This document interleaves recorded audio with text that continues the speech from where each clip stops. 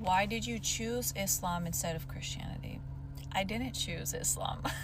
I started reading about it with my still Western Islamophobic bias very much intact. I am still bewildered and humbled by how all of this even came about. I was actually studying Christianity prior to opening up a book about Islam because there's a lot within the prophetic tradition, the Abrahamic religions, that I agree with and I resonate with and I hold in high regard.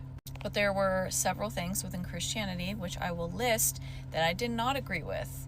And so I kind of labeled myself as this like heretical Christian. I don't believe in the original sin theory. I don't believe in the Trinity. And I don't believe in the penal substitution theory, which is essentially the notion that God needed this like ultimate sacrifice to atone for his wrath against humankind for being so wicked. The Islamic worldview, when it comes to all of these issues, align a lot more with what I believe. And then beyond that, after I started reading the Quran, I did believe that the Quran is a continuation or a course correction for Judaism, Christianity. And the word Muslim means to be in submission to God. And the reason that Islam calls it reverting instead of converting is because they believe that everyone is born in the state of submission to the will of God, just like everything else in nature. And I do agree with that as well.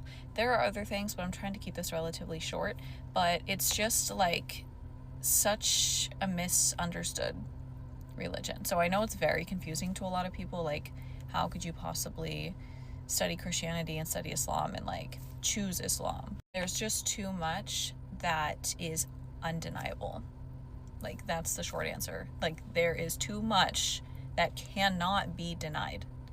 And then after that it's game over because you can't unlearn what you learned or unexperience what you experienced.